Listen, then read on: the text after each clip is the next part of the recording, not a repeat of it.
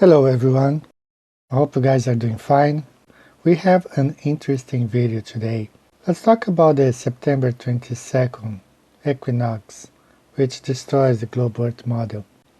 A couple of flat earthers in Brazil decided to go to the city of Macapá to make some experiments on the Equinox day.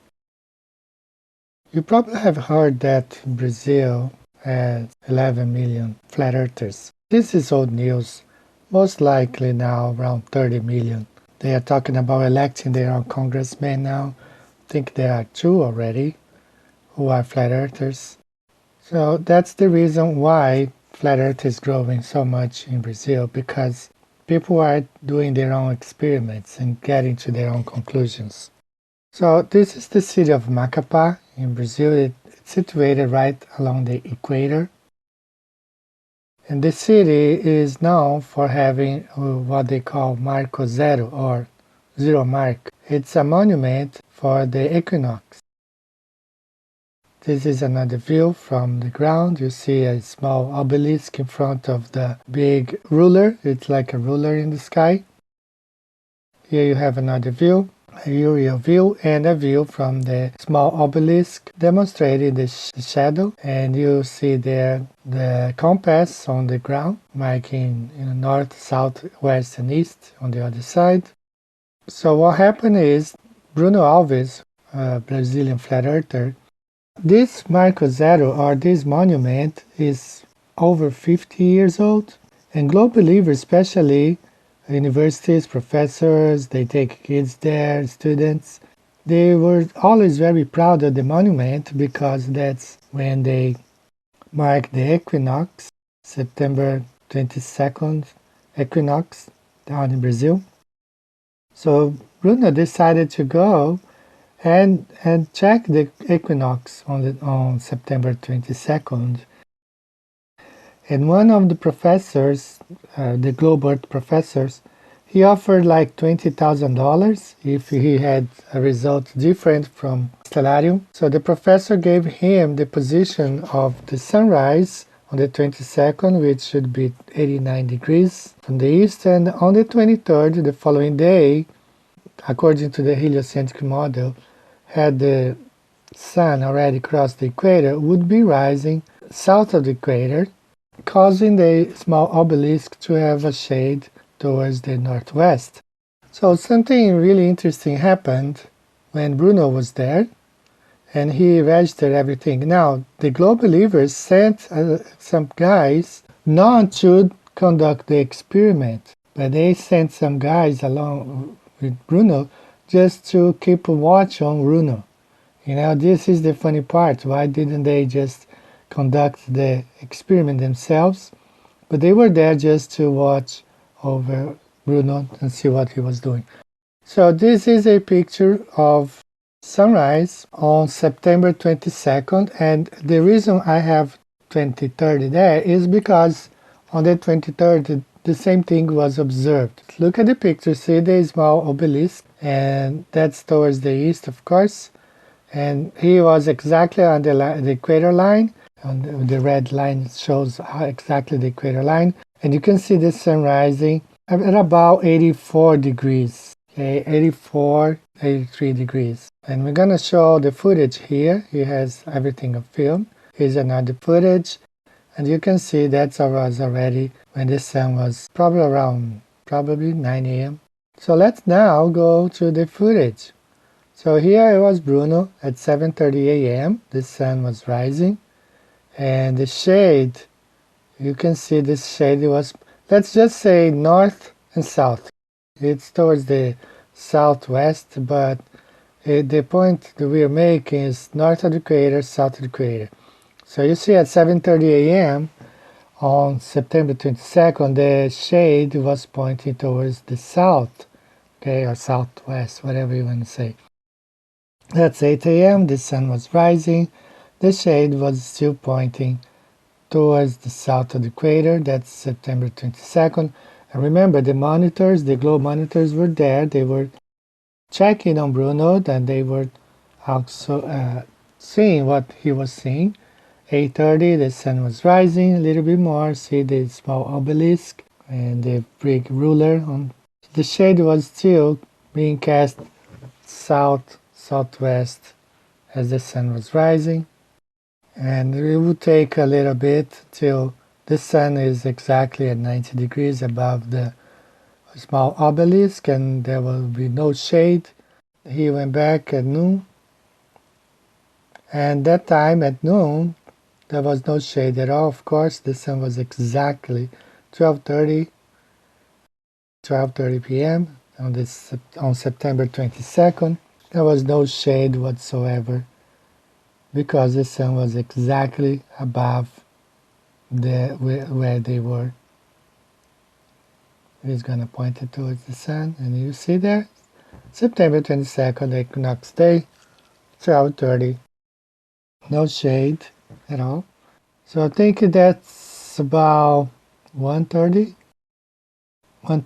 and the shade, the problem is the shade was going north now.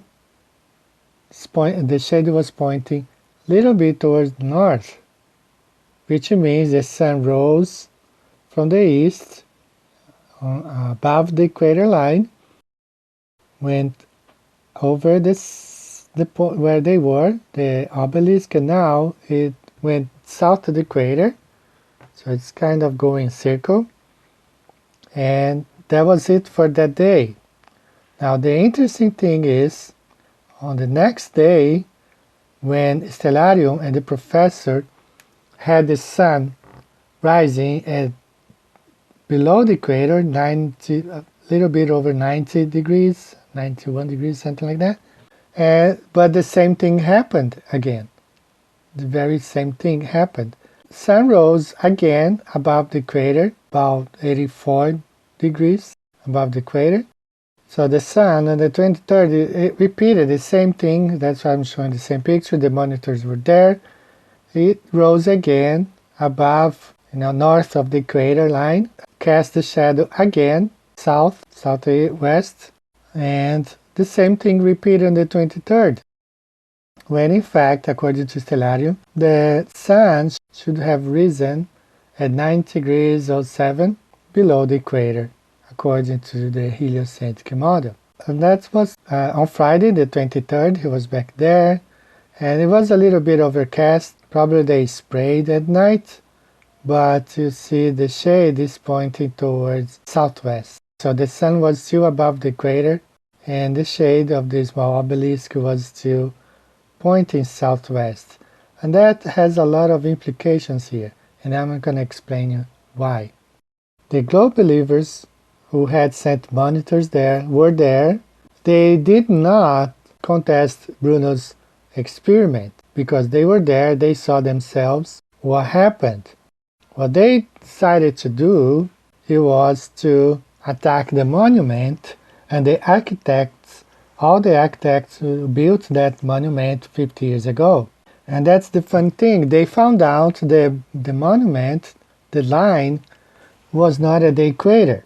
But what they found out actually harmed their position, because they found out the monument was built 20 miles north of the equator line, which means that if the equator is 20 miles south from where they were, the angle of the sunrise would be around 81 degrees.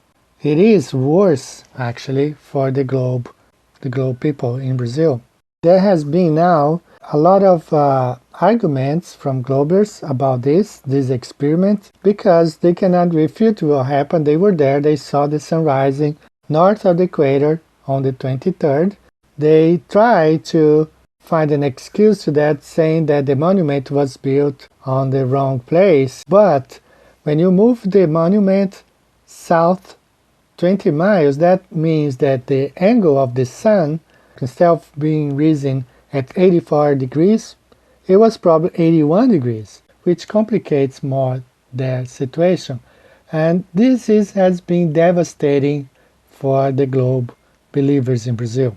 Several channels actually are covering. Globe believers are trying to, they are not even attacking Bruno, they are only attacking the architects who built the monument. 50 years ago.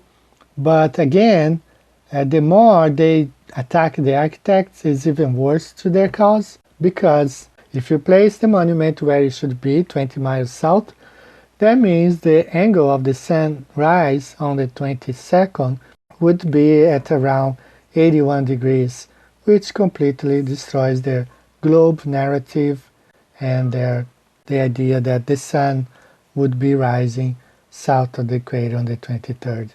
So it completely demonstrates actually the sun going back on September 23rd being risen at the same place demonstrate a circling sun. So this experiment has made a lot of impact in Brazil. No wonder flat earthers are growing so much, because they are seeing the globe model being destroyed. For the first time, I want to have a live show, and I want to bring this guy. His nickname is Fake Flip. He made a physics professor cry. As you see here, this is a physics professor from a renowned university in Brazil. A gente não suporta. He went live on his Facebook feed to his followers, and he was crying. He was criticizing flat earthers, he was cussing them, but it's because we in Brazil we have challenged them. Esse moleque não vale nada. Nenhum terraplanista vale nada. Nada. And they have not been able to refute the claims that the earth is flat. I do plan to have a live show sometime, but the best time for me is 9 a.m. here in Japan, and according to my listeners time zone calculator, when it's 9 a.m. here for me in Japan, that would be 7 p.m. New York time, 6 p.m. Alabama time, 5 p.m. Arizona time, and 4 p.m. California time. It's gonna have to be Monday morning. I don't have a date yet because I need to make sure with Fake Flip if he will be able to tell us more about this, because he was one of the guys who went there, paid for the whole thing. Alright, so it's a quick video today, guys. Very interesting stuff. So I hope to see you back soon. Take care. Bye bye.